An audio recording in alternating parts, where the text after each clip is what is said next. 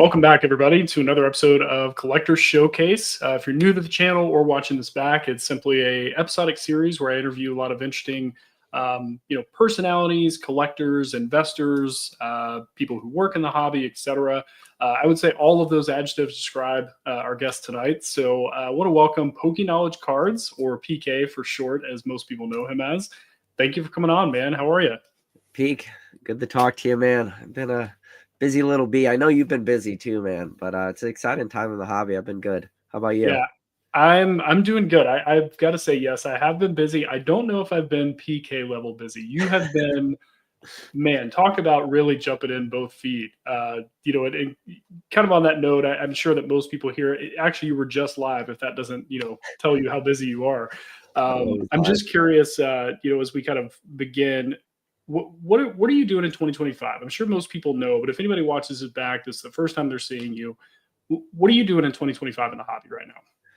So to go back a little bit, my background after college was petroleum engineering. I was a petroleum engineer for 4 years. And then after working in North Dakota in the oil fields, I went back to where I'm originally from, and I was an environmental consultant. And I've been doing that for the last 8 years.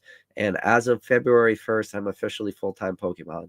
So went full-time Pokemon with my partner in this, which a lot of you guys know, Mr. Dan Catch 'em All Collectibles, doing Fanatics live. And it's been exciting to be the understatement of the century. It's been fun though. No, I love it. And that's one thing I remember I messaged you and told you like how excited I was when you finally made the announcement that, hey, I'm going to go do this full time. So you said February 1st was when you actually. Yeah. So when we started the Fanatics streaming though was October 4th was our first day. Me and Dan did like a mega stream at his place. I drove to his house, loaded up my car with a bunch of product. And I had been chirping in Dan's ear for a while, like to do live streaming.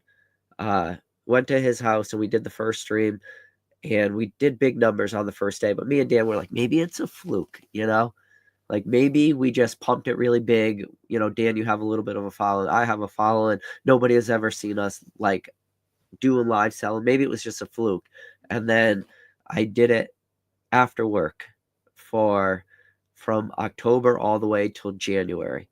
And it just, one thing had to go, and it was like, do I want to stop live streaming, or do I want to stop literally my career that I started?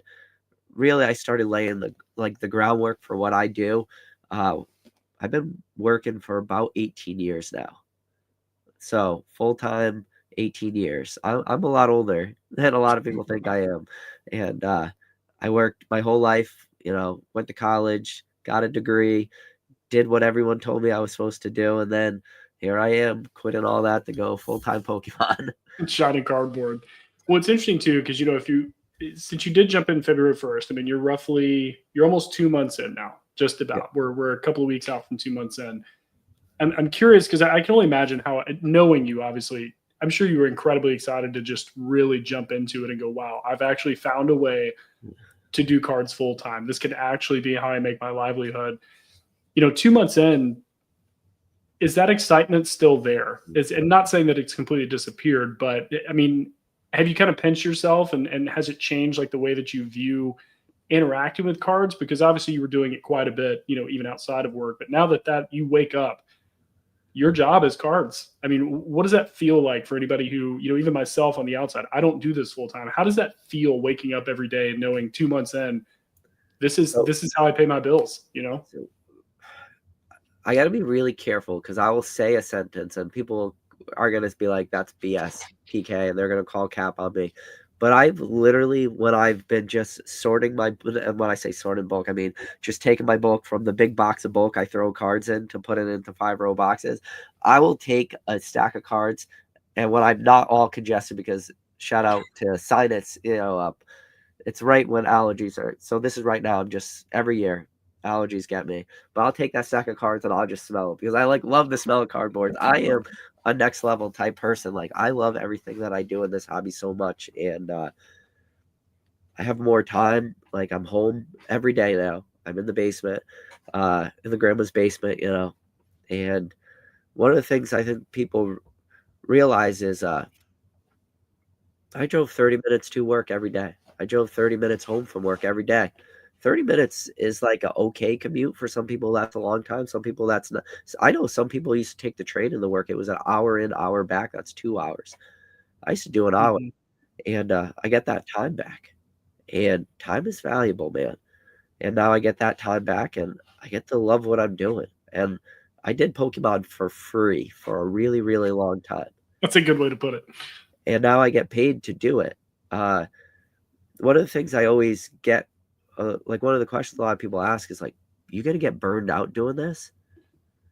And I'm like, do you get burned out going to an office and sitting behind a computer desk and filling out spreadsheets for 8 hours a day and listening to your boss and doing performance, interview or performance meetings and Hmm. interviewing new people? And does that burn you out? Or like the people that I've seen videos of people that work at factories where in the concrete floor they've worn out the paint where the concrete floor is from where both their feet are, where they stand all day. Oh I've my seen gosh. videos like they've worn the paint off the concrete floor because they stand and they work at this one machine for 8 hours a day. I'm like, does that burn you out? Like, or is that just like this weird thing that people say? It's like what burns people out is like, but maybe that's more mainstream. Like to say tell somebody I'm a union worker, I work at a factory for some military contractor, which is a great job, and it's like, well, what do you do? It's like I stand behind a machine and I polish parts all day, or somebody else is an accountant. It's like, what do you do all day? I do taxes. And it's like, Hmm. for me, that sounds way worse. Yeah, yeah. Well, I So think it's definitely a probably a good mindset to have. Comparison is obviously the thief of joy, but when you think about even just your own journey of, like you said, you've worked for 18 years, you're working for someone else all the time, and then you kind of finally almost pull that plug, and then yeah, you wake up every day and you decide what you're going to do. I mean, ultimately you're going to do that, but being able to have kind of a passion, take a passion project, I guess, and turn it into a livable income. I've always respected that, when it comes to people who actually take that leap. And, I'm curious too, because, the way that you got into it, I would have never guessed, knowing you for these last few years, that you would be ripping packs and doing live selling and things like that. There's always going to be an interesting avenue I think people take.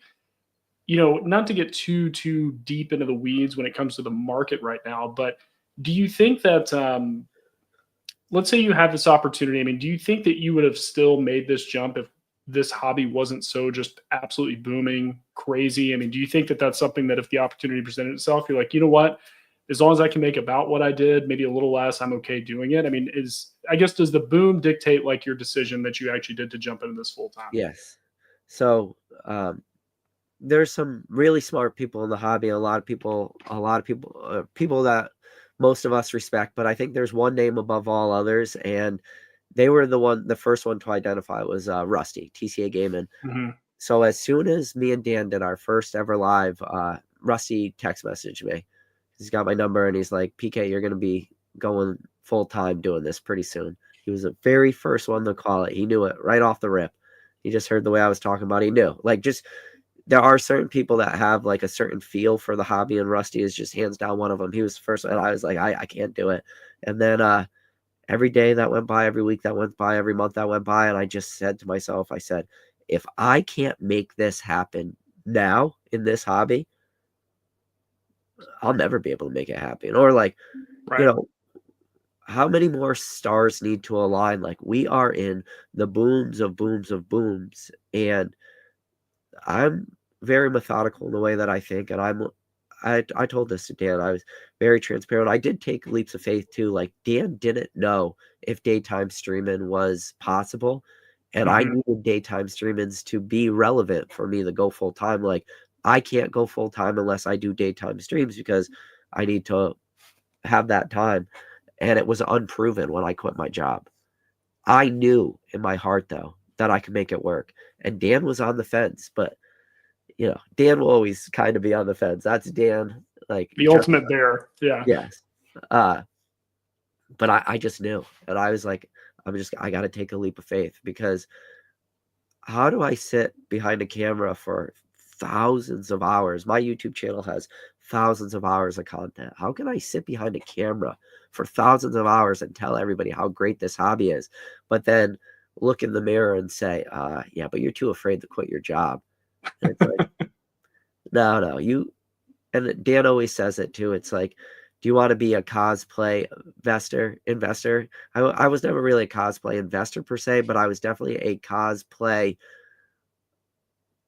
in my opinion, like talker of Pokemon. It's like, you're not doing it, or if you are doing it, you're not doing enough. Like, you know what you could do, PK, and I knew it.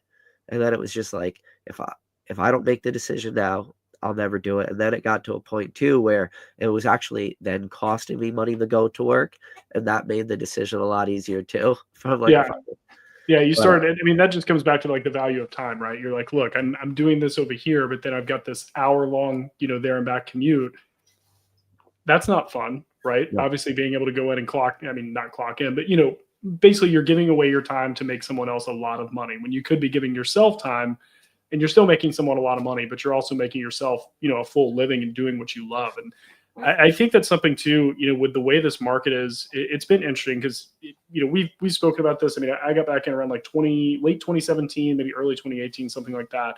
I want to say Whatnot was maybe shortly after that, or maybe it was around or something. But I know that when it comes to these auction houses and almost the social media aspect of this hobby and the buying and selling has completely intertwined at this point. I mean, I never expected to see as many friends in this hobby as I know. They're streaming all the time. I mean, people share posts to me that I want to, they want me to share it and do all that. I'm like, if I shared all of these, like all of you would be live at the same time. It's almost impossible. Yeah. But I guess now, do you think this is just truly like a permanent change in this particular hobby? I mean, I know that there's like, sports streams and things like that. So kind of a two-part question, I guess. I mean, do you think there's no going back when it comes to like actual people ripping your packs for you and doing, and that's going to be almost I'd consider it a cornerstone of what people do in this hobby now. And kind of the part two of that, do you think that has already permeated to other collectibles, or do you think there's going to be another train, for them to be able to do that? Again, I know there's sports streams and things like that, but or sports card streams. What do you think? I guess, how is this going to impact people and how they interact in collectibles, I guess, going forward? So I think that's a great question. It's actually one of the reasons that I quit my job too. It was a huge impact, or a huge reason, because right now there's a very low barrier of entry for streaming. Like, anybody could do it. You could go out, buy a booster box right now, and you could probably go create yourself a Whatnot or whatever account that has really low barriers of entry to it. You could probably be streaming next week. I quit my job because I knew that me and Dan were on the precipice of something very, very special. And we were able to get into a platform that, one, has a lot of security features built out that, like, Whatnot didn't. I don't like Whatnot, never have like Whatnot, and never planned on streaming Whatnot. Now that I'm full time, if Fanatics were to fall through, and then eBay Live would be my second, me wanting to stream started because of eBay Live, but then Fanatics opened up, and I knew that if me and Dan want to be successful when things do turn, we have to be number one. And at the time, me and Dan, we were doing really well, but we were not number one. And my goal was, when the shit hits a fan and all these smaller streamers drop off and everybody can't make it work, it's just like on Whatnot. Look at the guys that came out of 2021 to today, like the really big guys. Like Going Twice and those guys, yeah. Exactly. They all started somewhere. So the Going Twice story is a cool story and stuff, but like, they started someplace, and they were able to get in at the right time, and they're able to build that brand. And I poke at Dan a little bit, and I give him crap, but I tell Dan, I say, just so you know, Dan, like, you are the face of Catch 'em All Collectibles when it maybe comes to YouTube and like our group of friends. Everyone knows you, but I tell him, I'm like, Dan, no offense, I am now the face of Catch 'em All Collectibles because a lot of people don't know who Dan is, because we take for granted everyone knows. It's like the same thing with Rusty TCA Game, and I just mentioned him earlier. The fact that there's people in this hobby that don't know who Rusty is, but they know who I am, I'm just like, Whoa. Time out. Like, time out. You know who I am, but you don't know who Rusty is. When I describe him, they're like, I have no clue. It's the same way when you're now on Fanatics, you're on a different platform. People know me as PK from Fanatics, and they don't know me as PK from YouTube. So it's but yeah, I just knew that in order to be long running and have the longevity and do something special, and like I do believe that Dan's as on board as me. Like, we want to do something special, and like, Rattle puts out some of the best videos that exist and exposing scammers and stuff, and it's like, can we bring a level to streaming that other people don't do? And like, that very first just entry level, ground level, just has to be trust and transparency. Dan is way more transparent than I am, but Dan's, I think he's way more transparent than probably almost everybody. Exactly. And it's like, can you show that being super ethical could grow a platform? And it's just like, these are the prices we pay for packs. Here's a link to my website that shows you prices I'm paying. Here's a link to our Fanatics, which shows you what we're selling it for. There's no question, Dan talks about how much he gets from distribution when he gets his allocations. Like, and it's just, if you could be the best at something, just do it. And if you could be there at the beginning too, and especially a new platform like Fanatics, like, I'm already super impressed with Fanatics, not just through the platform itself, but through their customer service experience. And this might sound like me shilling it, but I mean this because this was a decision for me to do this. Like, their customer service is phenomenal. Like, their incentives they're given to new buyers is really good right now. The way that they're trying to grow this platform, like, actually, like, I can see it. The back end is changing all the time from like a user interface from like my side. Like, I see that we've had meetings with their, Dan has his meetings with like our representative, but I've also sat down and had a meeting just with somebody that didn't care about selling. All they want to know was like the back end stuff. Like, are you having any issues? Have you seen any glitches? Have you seen any bugs? And which that's pretty rare. You get a software or a dev guy who's actually checking in on that type of stuff versus, hey, how's your audience growth, or how's the chat working, or something like that. So it was an hour-long conversation me and Dan had, and I just told them all the problems, and they, they're like, okay, we're gonna look into this kind of stuff. And like, I've actually seen the changes, so that's big too. Well, it's great to hear that, especially that you got that support, because I do agree with you. I think that, with a lot of people in this hobby, and I think we've all been guilty of this, even especially 2020, there's no way things can get bigger. There's no way things can get better. There's no way that, this card will be this price. And there's no way that we're going to see anybody dethrone, say, like, Whatnot in their high time. I mean, I still think back to like the going twice, like, events where they had like, I can't remember what it was, but it was like the big hammer to break open like all the base set packs or something. They did like a huge event. Yeah. And at that point I was like, there's no way that Whatnot's going to go away on this, and you've got someone like Fanatics who comes in, which I did, this with Dan a few weeks ago. And I mentioned this, he was actually my introduction to Fanatics because I was aware of it. And I bought a lot on PWCC back in like 2021, 2022. And then, I checked it back out, and even just going back into there, I see all my old buys, which I thought was kind of cool. They imported all the PWCC history, and I'm like, man, I wish I could have kept these at those prices. But, yeah. I do notice that there is a almost entirely different kind of audience on Fanatics, which is interesting because they primarily focus on sports. So it is cool that you guys were able to come in, again, no stream ever. I think you started with the base set box, if I'm not mistaken, or just started with the big break. Or what was the first stream, I guess? Maybe that could help. Me at Dan's house, we advertised some stuff. Dan said, we're going to YOLO it. He's like, we're just going to YOLO it. We're going to see what happens. And we pumped it through we had 0 followers.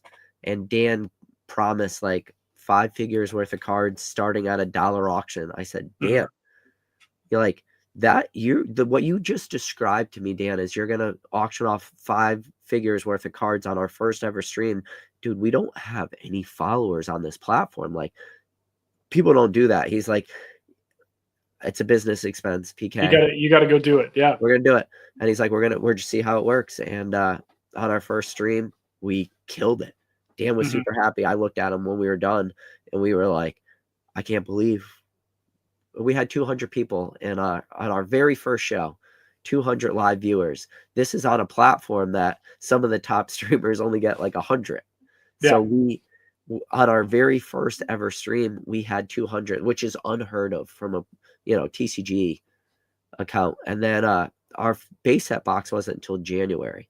Okay. And then we did our base set box in January. We had close to 300. I think we topped off at like 290 something, which, looking at all the other streams, like, we're triple the biggest stream, and we're a Pokemon guy on a sports platform. But that's kind of unique, though. That's almost a little bit of an advantage, sort of, because you've got people. I mean, how many times have we all talked about this, just, offline internally with each other about, man, I think the sports guys are starting to move over this. I mean, I know now, look at distribution and how it's just so thin going to everybody. I think that's a huge thing, is that, sport people who are primarily in the sports cards, I think Pokemon specifically has just made such an impact. It's so liquid. The prices are just astronomical at this point. They can't ignore it. I think it was almost a little bit of a kind of an elitist thought, oh, I don't do Pokemon, I'm over here doing MJs, I'm doing Aaron Rodgers cards, stuff like that.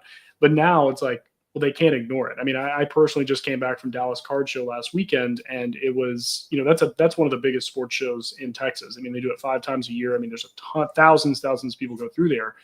And I just thought, wow, this is going to be sort of a treasure hunt. I've got to find all the TCG guys and stuff like that. It was, as I'm waiting in line to get my VIP badge, there's 2 tables. I mean, there's a lot of tables out there, but 2 tables in the hallway covered in Pokemon, a little bit of sports. But it was very obvious to me that these are people who were doing sports cards and just bought a bunch of Pokemon product, because they weren't super knowledgeable about it, but they did know that there's demand there. Yeah. So I think you guys being able to jump over to Fanatics and introduce yourselves to an audience, I mean, really the platform helps you at that point, because I mean, even if you brought your followers, you bring Dan's followers, you're not hitting 200 people usually. I mean, I would imagine. I mean, you guys have a ton of followers, but I'm sure there were a lot of new faces watching you guys at that point. Our followers aren't really the buyers per se, too. Like, our buyers don't really cross over the same. When we do the high end breaks, like Shameless Shill, we're doing a Fossil First Edition booster box break on March 22nd, which is 2 days from the time we're recording this video. So I will link that in this description for anybody who watches back. And then if you guys do sign up, if you put our referral link, if they sign up, they get $25 in free Fanatics Live credit, and then they get $20 for using the code Catch'em20. So they get $45 off, and most people watching this private PSA membership, you also have a $60 in PSA credit. So in that's theory, amazing. Yeah. So just type into whatever account your email you use, just type in Fanatics Live credit. But one of the things we have is what you were just saying too, was I know Pokemon. Like I do. I'm not going to be shamed by that. Like, I know Pokemon really well. When people come on and they ask me questions, or it could be a base set pack to a prismatic pack and everything in between. And if they ask me, I'm going to be able to give them the history of it. I could tell them all the other sets around it. I'll tell them the hits, like I could tell them price points, historical price points, projection price points, like whatever they want to know. I will do my, and remember too, when you're opening packs, right? So you can't just be silent. You need something to talk about. So when people ask me questions, I love to go off on my rants. Like, I'm a very ranty person. So I know Pokemon. So that, I think that also gives us a huge leverage where you have other streamers, and not to take my shots at these other ones, but I will a little bit. Like, maybe these streamers aren't that well compensated, for like some of these bigger platforms, and maybe they just don't have the knowledge, which is not a shot at them. Or maybe they have more knowledge in other TCGs. Like, I don't know Lorcana. I don't know Magic the Gathering. I know Pokemon. I don't know sports, but I know Pokemon. And maybe they're just too well-rounded in this other stuff. So when they do try to go and like do Pokemon, like, they don't know it. I'll give you a perfect example. I tuned in for a stream the other day, and somebody asked the question in the chat, asked the girl, like, who was running it, what's the hit? What are the hits of Fossil?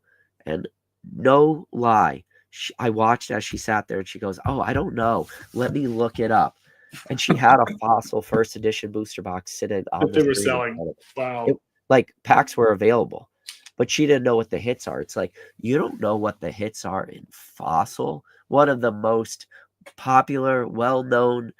I mean, so now this is where my bias is like it's coming through. Like one of the most well-known sets in the history of this hobby. Like and not only that, you have a booster box where people can buy packs from you. You don't know what the hits are.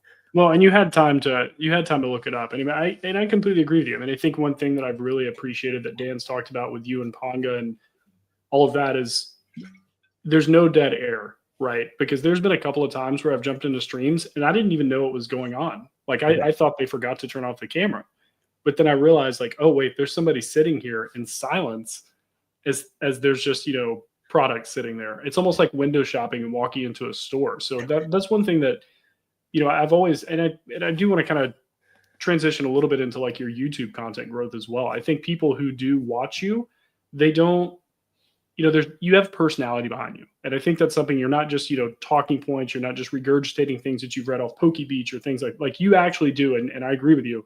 Pokemon and you have passionate opinions about it. You're not really afraid to, share those or anything. And I love that. I think that it's just one thing that taking someone who's so used to being in front of the camera on YouTube and putting them in an auction, I guess we'll call it a medium.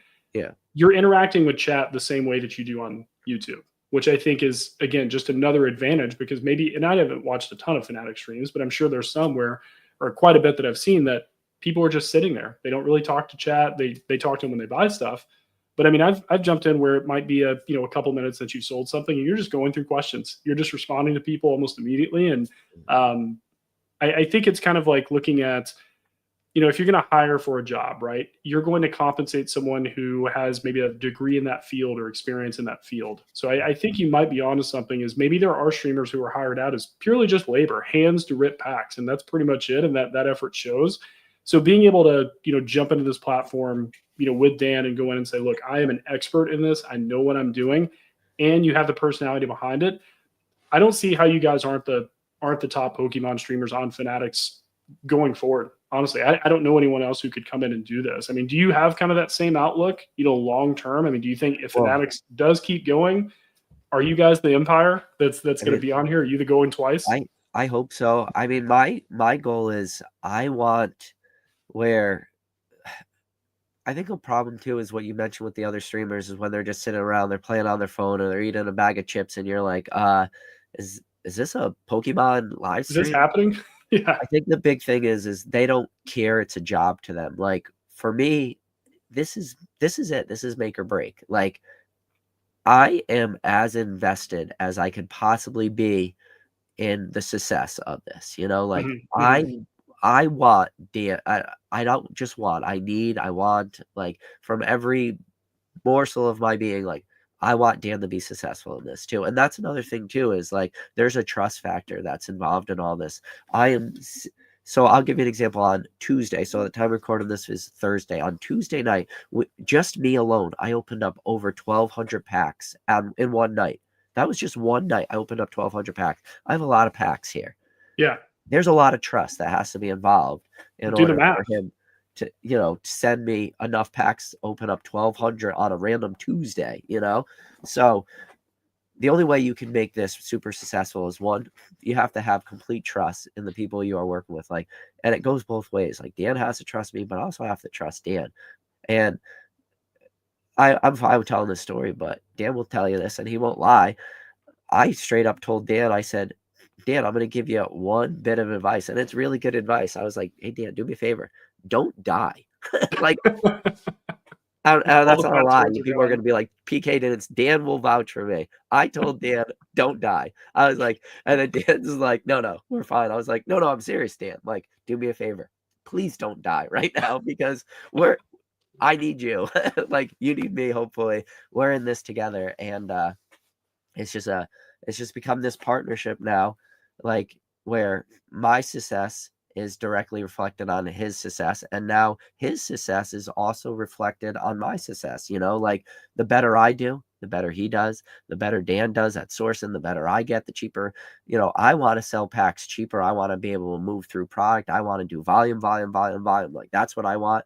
And the more successful Dan is at doing that, like the more competitive we can be, and we can really, really together build something super special. And we're so early on to it. But if you said to me, PK, like, Dan's always one of those guys that's like, give me Dan will give you a percentage about everything. But if they were like, PK, what's the chances this ends next month? And I would say 0. Dan would tell you 2%. Dan would give you a percentage, but I won't. I'll say 0. So like that.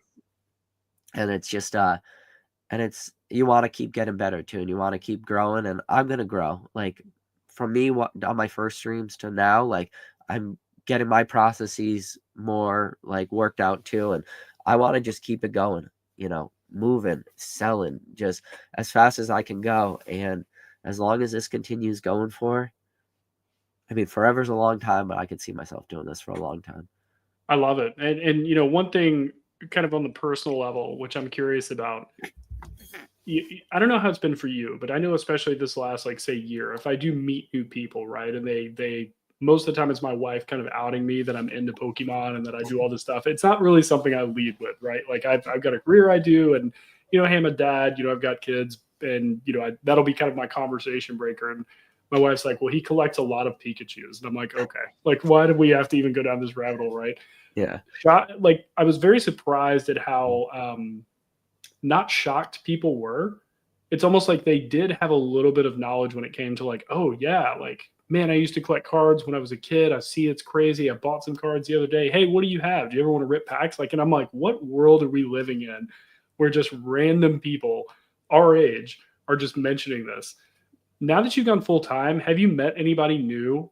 And what is it like for you to, like, they're like, what do you do? Like, what's your answer now? Like, and do you say it with like a smile on your face? I mean, how is that? So I haven't had that conversation yet. I've had where somebody knew that I was full-time Pokemon, but I think because a friend told them. I think my friends, how do I phrase this? You know how much money is in this hobby. I know how much money is in this hobby. Everybody knows how much money is in this hobby. But I think people from the outside looking in don't understand dollar amounts the same, They're like, how could you make money in this?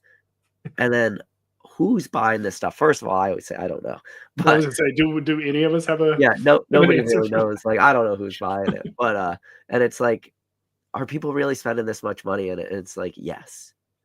And I can't have the conversation like a million times just telling people like there's all these different streaming platforms. There's this many packs probably being open across all these platforms every day. It's just millions and millions of dollars in this hobby gets spent every day.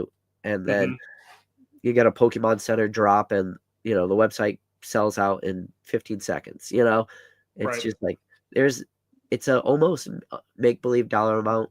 And I think some of my friends, maybe they understand that, like, maybe I have some money or whatever. I don't have money or whatever, however you want to phrase it that way. But I think nobody could grasp it, if that makes sense. And I'm not about to sit them down and tell them. I think give them a master class. Yeah, let them ponder just how is it possible? Because if they go into their local Target or Walmart, even if they catch a restock, they got a collection box that has 4 packs in it. And there's 6 collection boxes per case. So that's, what is that? 24 packs per case of collection boxes with 4 packs per. And it's like, wait, so 24 packs per case. I call it a restock. PK just told me on a Tuesday he sold 1,200 packs. So wait, that is 300 boxes. Huh? Huh? Wait a second. That doesn't make any sense. And it's like, there's different levels. So I haven't really had the conversation though. Well, that would be the first thing that would be on my brain is the day I would leave my job. I'm like, what do I say when somebody asks me this? Do I go through self-employed title? Are you thinking about it though, Peek? No, not at all. Oh, okay. I could not do it full time. I don't want to prioritize the time at this stage. I will say I am very much, I have ramped up significantly in the last like 6-ish months, like when it comes to like buying, selling. I'm doing a little bit of everything. I'm trying what my goal, I guess, would be in this hobby if I did do anything is I would want to work for an established organization or company and be a higher level person at that, whether that be financially or title. I don't really care either way. I would want to help, one of the cornerstones of companies in this industry and grow with that. because I like a W-2 personally. And I think, going full time, you either have to kind of go, at least as of right now in 2025, kind of the route, you found your own lane in this, being able to do pack ripping. I mean, even at the time, without Dan kind of going to Fanatics and kind of, like you said, those stars aligning, if I just jumped on Whatnot today, how many L's can I take before I actually build an audience? There's no guarantee, right? So the capital expenditure is that's where I get a little nervous. That's where my bearishness comes in. But as far as being a part of the collectibles industry, that would be my goal that I'd be working toward. In addition to just, I love engaging in it. I love buying and selling stuff. I'm grading now like 500 cards a month or something crazy. Like it's ramped up significantly for me. So I think it's, you mentioned the capital, and one of the reasons I did the path I did was, my path doesn't really work without Dan. And I think Dan's path still works without me, but I was one of the very first people. Like, I started chirping in Dan's ear way before streaming was even like a thought. Like, I could still look back. It's like a long text I have. It's like a wall of text, just pretty much like, hey Dan, can you give me a call? And then he was like, I'm busy right now. And I wrote him a wall of text, just like, hey, I think you should do stream and you should let me join you, because I needed like a strategic partner. And I look at this as a strategic partnership. And Dan is putting up his time and his capital in order to source this, and then I'm giving up the most valuable resource that anybody has, which is time.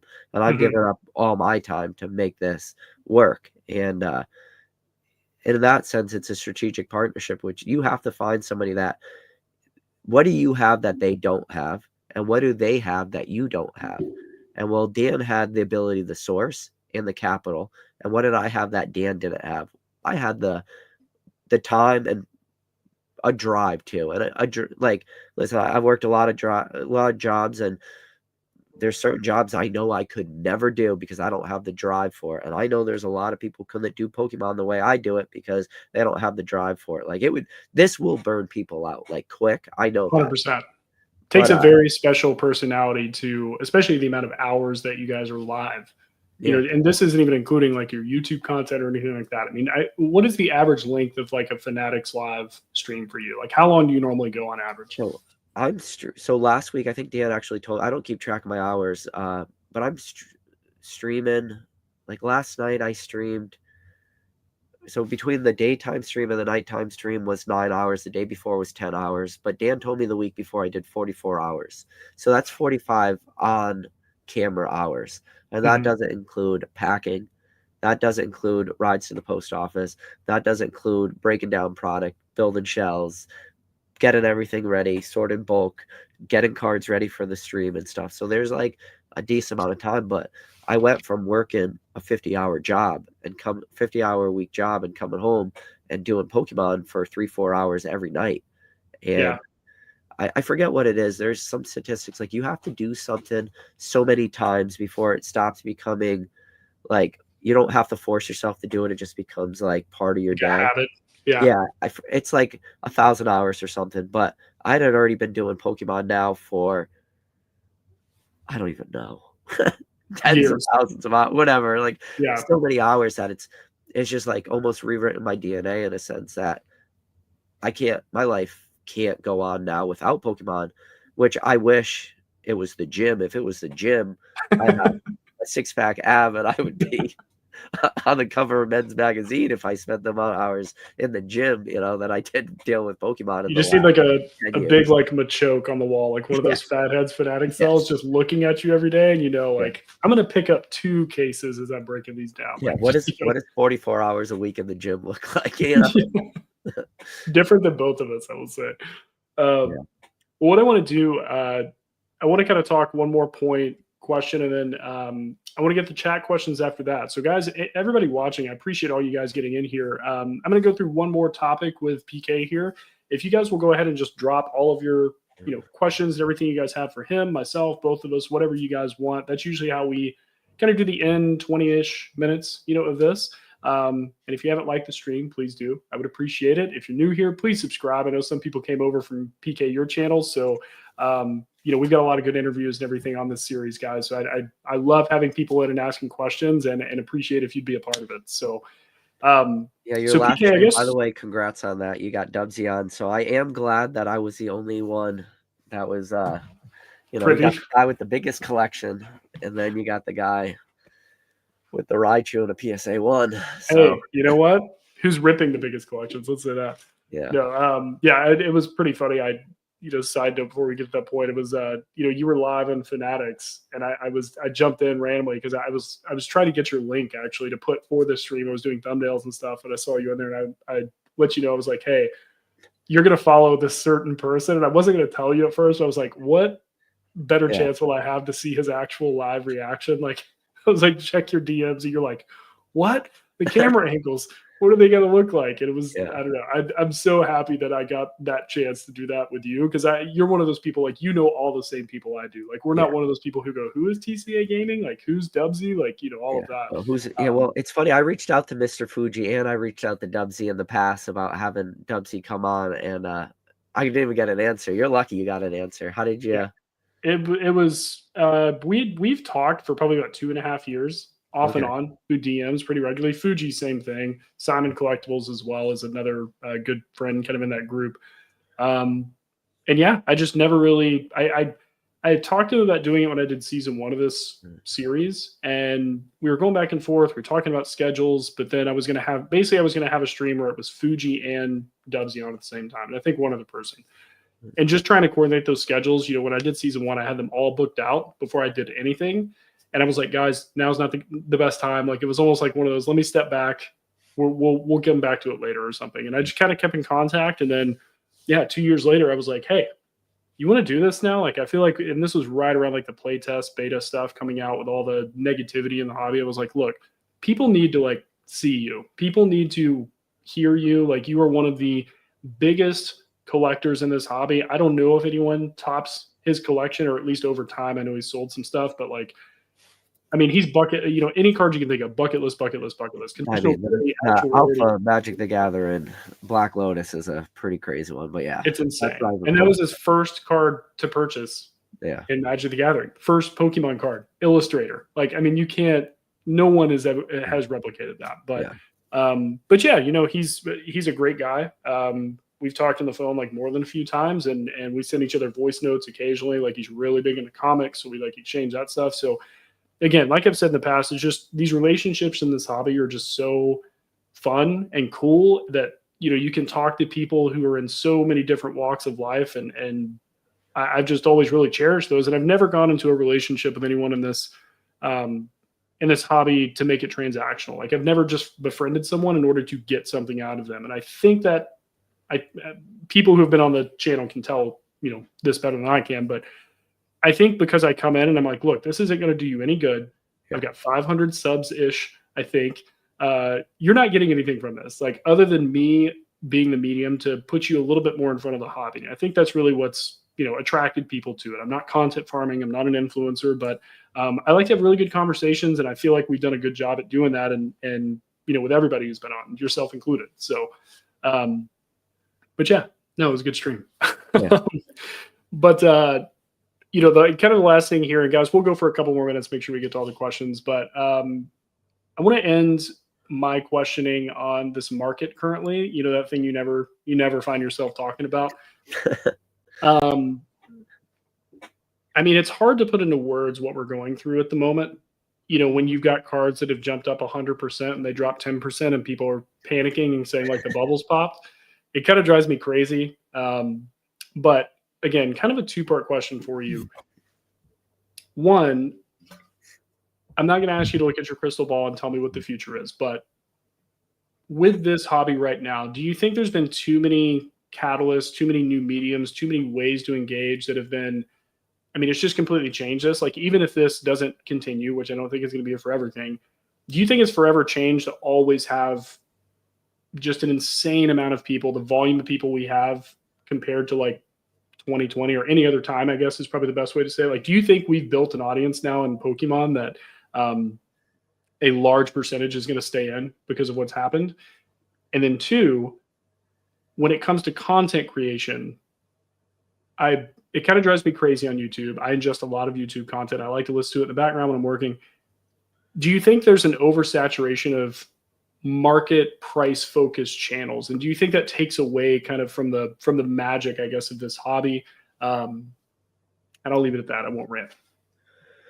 I mean, I guess there was a multiple part question. It's like, do I think it's the people that are going to drop off and then, the market content type stuff? Yep. The market type content stuff is so small in comparison to this hobby. I think because that's what you engage in, that's what I engage in. We see Possibly. it a lot more. Yeah. I got 7,000, whatever, like 8,000 subscribers. Who has 100,000? Like Danny Phantom, I guess, is kind of the closest, or Danny Phantom is the biggest market style channel that we have. And then Magic the Gathering, I guess you could call Rudy. Rudy does a lot of Pokemon content. So maybe you would consider Rudy, even though a lot of people wouldn't consider him Pokemon, but sure, he's Pokemon. So Rudy's the biggest. Not to cut you off, but thinking like there's and maybe this is just my algorithm talking to me, but so many more vendor POEs, so many more just pack ripping with prices. I mean, it's less about like, wow, everybody's following these people. It's more about just the sheer volume of that is all the new content I'm seeing. Like, I'm not seeing a lot of people do things differently. I guess. So I was thinking more like invest in market type stuff. But no, I mean, you got Coops Collect. Shout out to Coop. The funny thing is, I had Coop on my channel for an interview. He had 500 followers at the time, and he wasn't posting content. And like, there was a couple people followed Coop because I had him on my channel as just like a no-name person pretty much in the hobby. Like a lot of people who were on E4 knew who Coop was. And then he just blew up overnight. And I look at his content, and he grew his channel just giving away free cards to kids and stuff. Like, people like that. I think for the vast majority of this hobby, there are like way more like positive people in this hobby than negative. So I don't think it's an oversaturation. I just think right now a lot of people are seeing this hobby, and maybe a lot of people are doing it for the right reasons. Some of them doing the wrong reasons. The big guys will fall off, and then the little guys who actually really love this, they'll stick around whether they like, for me, if I'm ranting to one person or if I'm ranting to 100,000 people, PK is just going to rant, right? And then, so for all these channels, it's like the people that don't care about it, those people will eventually fall off, given enough time, whether that's a year, 2 years, or 5 years. And then the people that really love it, like, look at Rusty. Again, we keep bringing up Rusty's name. The fact that Rusty doesn't have 1 million followers, 100%, criminal. 100%. Like, legit criminal. It's like, how I mean, my man's got, it's just like, how, and it's just like, I don't know. So, and I think that's a good way to put it. Yeah, I think the people who are in it for the long term and are actually passionate about the hobby will be here, and that's another reason why I try to do a little bit different stuff. Like, I was doing like live streams, like PSA returns. Who hasn't done a PSA return video? Things like that. And I just kind of decided, like, and I was just like, how can I put something out that people enjoy, and it kind of does something better, I think. And that's kind of where I've focused in a little bit more, is just, I want to talk to people who don't normally show up on camera, or don't know, like, people don't know them, and things like that. And that was one thing I loved about Rusty, is when he did start posting stuff on YouTube, it was like, cool. People can see his personality. He's like one of the most humble guys I've ever met in this hobby. And I know you feel the same. I guess the kind of the last ones, I do want to make sure we get to chat questions. As far as the sheer number of new people who've come into this hobby, we had a big drop off after the first boom. Like, we had a kind of a lull. There wasn't near as much volume, from at least my eyes. Maybe that was the case with everybody else too. Do you think that we're just significantly more increased as far as people who are engaged in this hobby after this? I mean, say this starts dying off. I mean, do you think we're going to see the mass exodus we saw a few years ago, or do you think it's going to be better? Yeah, with big booms, you always see mass exodus. But I think about the last boom, and I think about the people that like stuck around. Like, shout out to Oaks Discord. No shot at a lot of those people. A lot of those people I consider some like best friends in the hobby. The large majority of those people got there, say they dipped their feet in the water in 2020, where now those dudes are the seasoned grizzled veterans of this hobby. Shout out to Right. some of those guys, you know, like shout out to some of the spicy boys and stuff. Look at what Retro's doing, you know, Mhm. like hop back I in. He's gonna eventually, you know, right now he's running a 7-figure business. Eventually it's gonna be an 8-figure business that Retro's running.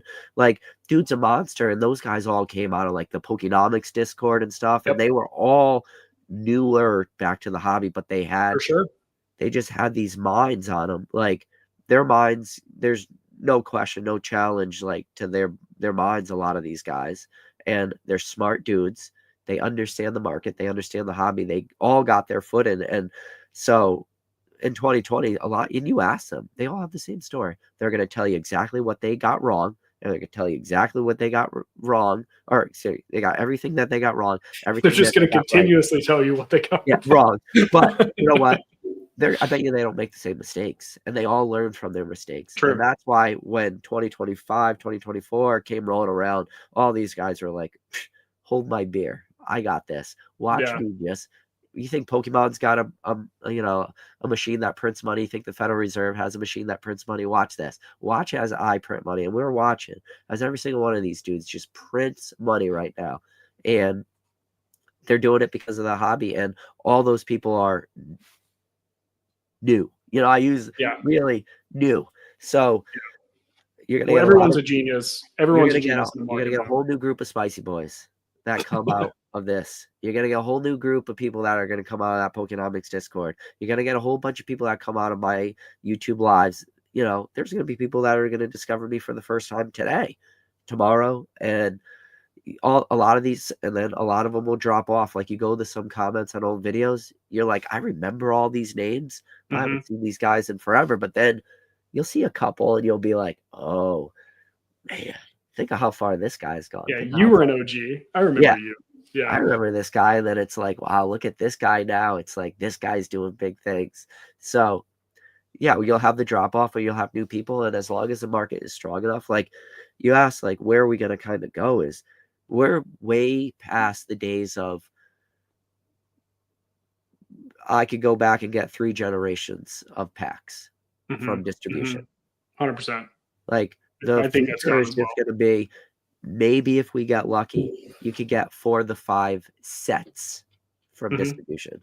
Not 4 of the 5 generations, 4 of the 5 sets. You're not going to be able to go and get Sword and Shield, Scarlet Violet, and Sun and Moon, and maybe there's a couple XY items, maybe a little bit more, but XY is still available on distribution. Like, we're far past those days. And I think going forward in the future, right now it's you could get 0 sets. That's the number we're at, is 0. Yeah. But in the future it'll be 1 or 2, and then it'll be 3 or 4, and then maybe we get to where there's like 5 sets at distribution. But with these new people enter the hobby, once things start to dry up, you'll start to see these sets 4 and 5 that are a little bit scarcer just start to get eaten up. Exactly what we're seeing today. Like, this is not big brain in it. I'm just telling you, this is what's happening right now. Like, look at Temporal Forces. Temporal Forces was the last set available on Pokemon Center. And I heard somebody say, do you think Temporal Forces is going to get bought out? And it's like, yes. It's not if. Yeah. I think somebody posted that they had like 30, it was either 10 or 30,000 boxes, because, you know, they can see the back end of Pokemon Center. They were like, yeah, I don't know if this is going to get done. And all the comments were like, give it a week. And I think it was exactly. I think it was maybe 2 weeks gone. Like, completely scooped up. I put a post up about battle styles. I bought a case. I was just like, this stuff's going. Like, if it's available, just because I knew it. It was like, this is what, and it was the same thing when Silver Tempest was available for a while. And then there was a period of time where Brilliant Stars and Lost Origin were available. Vivid Voltage was there for quite some time too. But it was like, especially Brilliant Stars and Lost Origin. And I bought so much. Like, there's what I say on my channel, which is I'll preach caution to people, versus what I was doing. The amount of heavy bag positions I was buying in Lost Origin and Brilliant Stars, because I would go on Pokemon Center and I'd be like, there's no way that tomorrow, because at the time boxes were selling at like 180 on TCG Player, 140 on Pokemon Center. You're like, it's already here. Yeah. I was like, this can't happen. And then I would go to bed and I wake up the next morning and they'd still be available on Pokemon Center. I'd be like, I guess I got to buy another case today. It'd be like a Wednesday morning. And I was Yeah. like, I spent $1,000 on Tuesday. I spent $1,000 on Wednesday. I skipped Thursday because I was broke from Tuesday, Wednesday. But by the time Friday came around, I Let's forgot go. about Tuesday and Wednesday, even though I skipped Thursday. And I spent another 1,000. And it's like, I made $1,000 bills, but not that many, Yeah. As I was still having a good job, but I didn't make $20,000 worth of disposable income that I could spend because booster boxes weren't going. And I was just like, I'm gonna do this, and Mhm. and I looked at it. I was like, this is gonna be detrimental for like me. This would take years for me to get out of this hole, or And who I'm knew? going to just be right.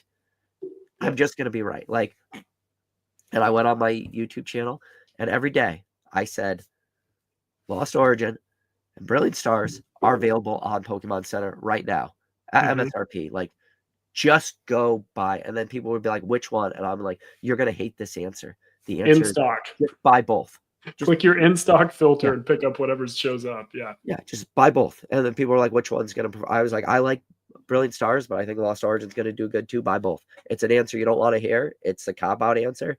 And now you look at both those boxes in the matter of what? A Couple year's months. time? Or yeah, I guess from way back when, but the super shoot up happened Yeah. months. I mean, it was just crazy to It's watch. crazy. And then Yeah. I look at Lost Origin and stuff, and it's like, I took a huge gamble. Hmm. Thank God I took that gamble because Hmm. that gamble helped me quit my job. Like, Yeah. if I don't take that gamble, I don't have that money. I don't have that fallback because of Lost Origin Brilliant Stars. Like, Yeah. the one thing that could have crippled me allowed me to feel comfortable enough to quit my job too. And like, that's another thing. Like, you have to, if you're going to quit your job, you got to at least be in a position where you could do it. And Hmm. like, that was one of the catalysts. So there's a lot of things that compound. And the problem with this hobby is the problem we talk about a lot is people can only be rewarded for so long, right? Hmm. And I think that's our ultimate fear. It's like, what's your ultimate fear? It's like, eventually stuff's going to start catching up to us. My biggest play I did way before this was Japanese stamp boxes. Hmm. $200 Great for a sealed, boxes. yeah, $200 a box. And at the time, my capital wasn't as big as it is today. But I was like, I'm gonna stretch myself out way too thin. $200 for a Japanese stamp box. I get the stamps. I get the two Promos. promos. I'm like, What are they it's now? I haven't looked at that box in so long.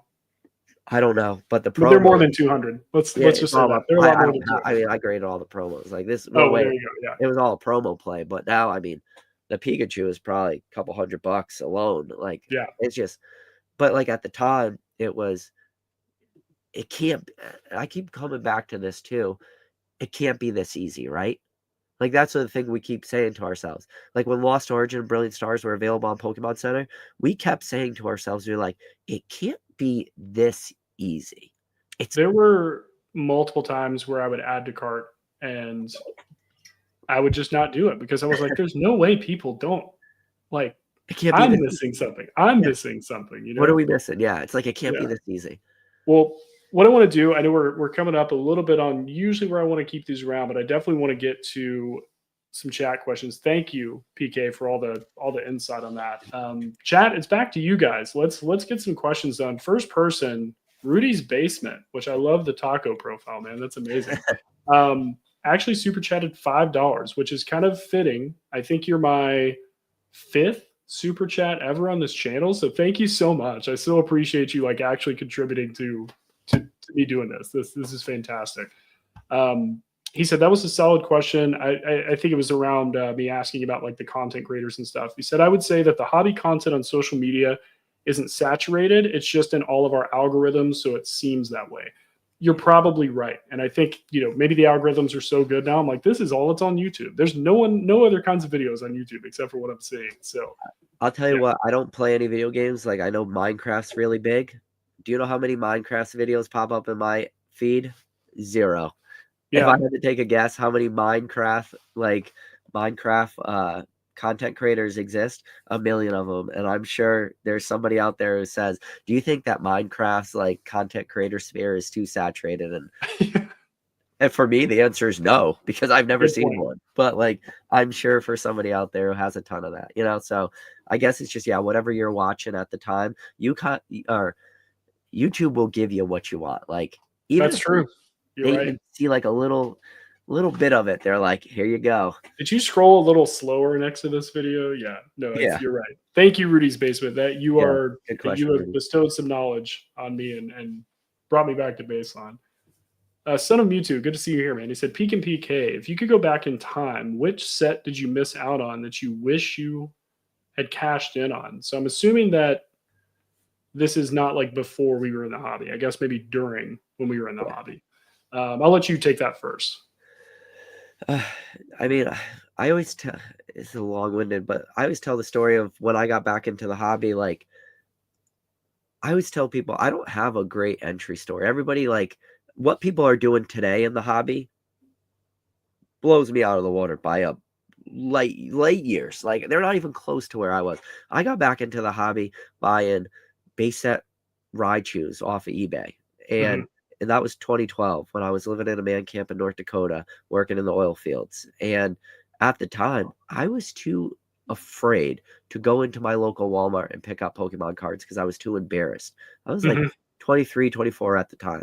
Like, I don't have a great story. Like, my story, if anything, is super embarrassing. And like, that's how you know it's true. I wish I could sit here and say, when I got back into the hobby, I was picking up base set first edition. I went and I got a booster box of every set. I was picking up cases. I was doing this. I went and I got distribution. And I, at the time, like, no, none of that is my story in the hobby. My story is I got in really slow and I just started picking up collections here and there. And I remember, well, I don't remember, but when I got back in the hobby, I'm sure I picked up a Neo Gen card at one point. It had 2 Mhm. stars on it. And I said, what is this card? And then I looked up and I said, Neo Gen. I've never heard of Neo Genesis. And then I was like, oh, wait. Then there's Neo Discovery. Then there's Neo Rev. Then there's Neo Destiny. Wait, what are these shinies? And then it wasn't now people, with the way YouTube is, they can just consume information. Well, there's so So, much more information yeah. as well. I mean, we had E4, at least when I got in, and that was all I found anything I needed to know. Yeah. I mean, Um, back then, if you told somebody you have a booster boxes of Pokemon, people would be like, what? Now you tell somebody it's like, oh, I picked up one booster box of a new set. There, people are going to be like, do you even Pokemon you didn't one get the booster box? Pokemon Center ETB exclusive? What are you doing? Yeah, Yeah. like, come on. Like, well, you only own one booster box. Did you not see my closet? Like, Yeah. and it's just all modern product.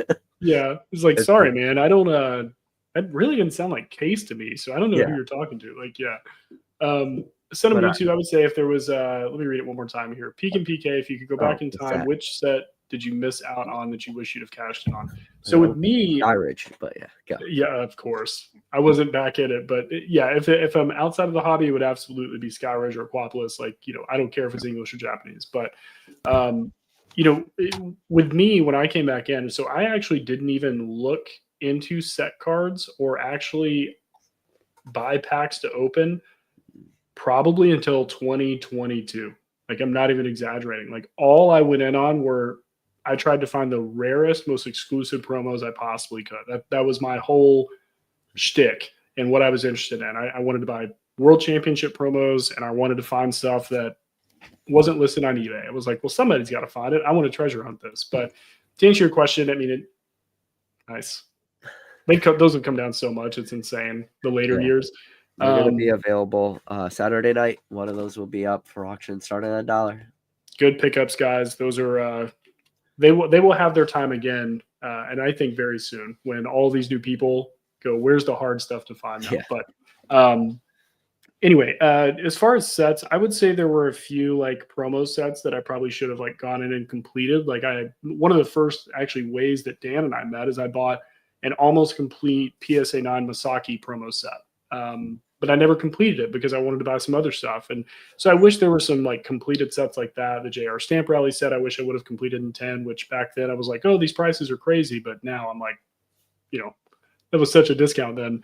Yeah. I probably would have gone a little bit more into completing actual sets of promos versus getting individual promos. If I could have gotten them, again, I didn't cash into them because I think there is an appreciation for, like 2 to 4 cards that came out that were sets. I mean, look at like the full art, Mario and Luigi Pikachu's. I mean, like, it's cool to have one, but when you have both and they're sequential 10s, super cool. And you've got the box. Like, I love that type of stuff with stories. So that's what I would say. Number one mod in the game. Thank you, Drew. He said, if this is your first time here, please like and sub. Many more interviews planned. That's true. I have a lot scheduled out. Some really fun people coming on. And I love your Missing No. Drew is the real number one mod in the game, though. It's the best. There's no other one. It's like Ivy came in, Trading Card Garage in Las Vegas. How you doing, Ivy? Glad you could jump in. So speaking of Ivy, I've been really good at identifying people in this hobby. I brought Ivy on. I think it was the first time she ever did a face reveal was on my channel. Or we got to be pretty close to it. Was this the Queen Metazu years, I'm assuming? Oh, this was before she was into Metazu. Oh, even before. Wow. Washing Machine Charizard Ivy, I think. Yeah. Or maybe Vintage Ivy. Yeah, I don't know if she was in Metazu. I don't think she was Queen Metazu yet. It was a long time ago. It was 2021 she came on. That's amazing. Drew said, who is the Charizard guy on Fanatics? Do you know the answer or what he's referring to? Because I don't know. Oh, no, it's a joke. There was a while I've lost count. I probably pulled 30 to 40 Charizard SIRs from 151. And there was a while where I just was pulling them. And I'm like, did I just become a Charizard guy? It's just a joke now. So PK is the Charizard guy, it sounds like. Yeah. Let me see here. So PokeChef said, PK, what's your favorite set or items to auction? What's your favorite set to rip? So these are personal favorites for you. I mean, it's easy to say like Crown Zenith is pretty easy just because you got a ton of hits. People are always like, what do you want? It's like, I just want my viewers to get a lot of hits because when the viewers are getting hits, they're happy. They're going to buy more. People that are watching are going to buy more. But I do like just the heavy hit sets like Prismatic. If Prismatic was $5 a pack, I would probably like to open Prismatic a lot because it would be fun to open because it wouldn't be expensive.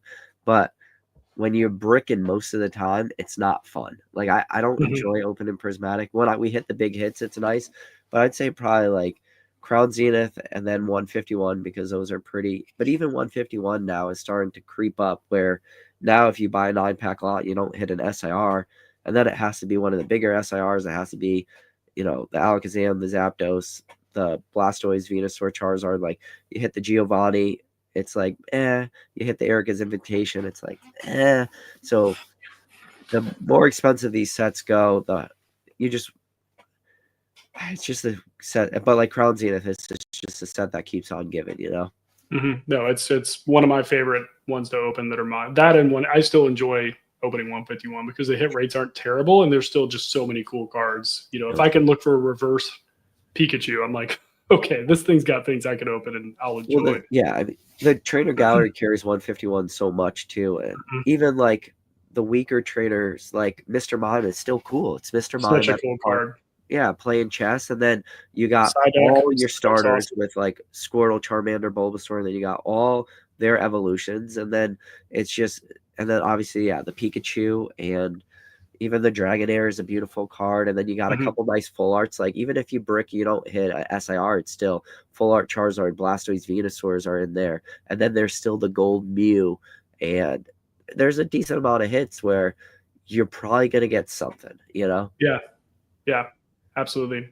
And well, guys, I think that's really our main questions that we went through. So I so appreciate everybody watching this. I know I'll probably get messages as I do every stream that why did you not go for another 2 or 3 hours? And I was already skeptical that PK and I could do it in an hour because we tend to talk constantly all the time about stuff. Yeah. But I so appreciate everybody being here again. PK, thank you so much for coming on, man, and spending the time. I know that you don't have a lot of it now with what you're doing. So I appreciate you spending the little you do have with me on this channel and obviously giving chat a little bit more of I wouldn't call it a rant, but more of a back and forth, let's say. You got somebody else to kind of throw some stuff at, which I really enjoy. So I so appreciate you coming on, man. Thank you again. Anybody that's going to give me a platform to rant, I'm going to stand on that soapbox 100% of the time there, Peek. I appreciate you, though, buddy. Hey, what you're doing is very awesome, man. Definitely, if you guys are coming from my channel, if you guys are new to Peek's channel, make sure you guys hit that subscribe button. He does have a ton of interviews.